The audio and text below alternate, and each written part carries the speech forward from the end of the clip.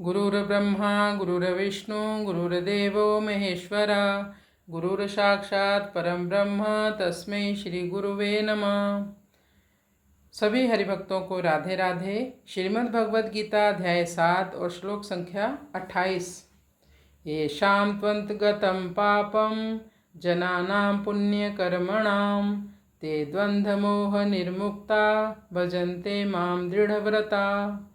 येषां त्वन्तगतं पापं जनानां पुण्यकर्मणां ते द्वन्द्वमोह निर्मुक्ता भजन्ते मां दृढव्रता।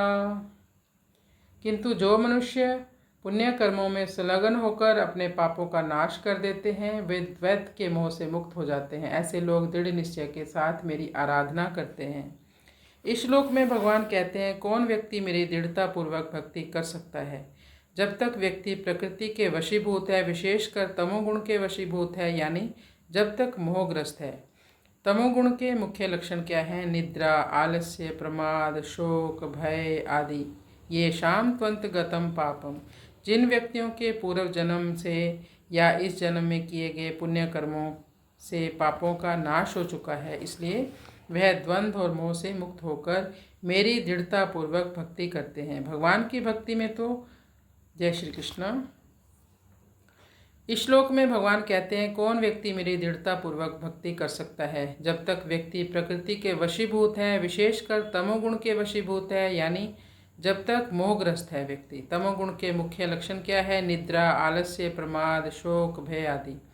येषां त्वन्तगतं पापम, जिन व्यक्तियों के पूर्व जन्म में या इस जन्म में किए गए पुण्य कर्मों से पापों का नाश हो चुका है, इसलिए वे द्वंद्व और मोह से मुक्त होकर मेरी दृढ़ता पूर्वक भक्ति करते हैं।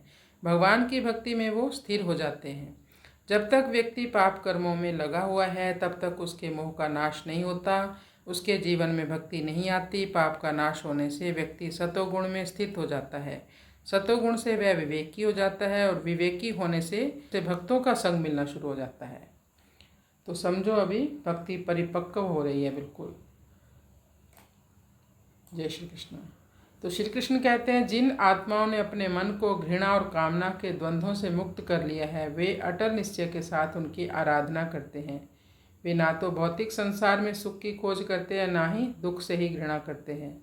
वे सांसारिक सुखों में ही लिप्त होते समय सावधान रहते हैं, क्योंकि यह उनकी आत्मा को पुनः भ्रमित कर सकता है। इससे पहले श्लोक में श्री कृष्ण ने कहा था, अज्ञानी जिसे रात्रि मानते हैं, ज्ञानी उसे दिन मानते हैं। ऐसे भक्त जो ईश्वर साक्षात्कार की आकांक्षा रखते हैं, विपत्तियों को आध्यात्मिक विकास और त्याग के अवसर के रूप में देखते हैं।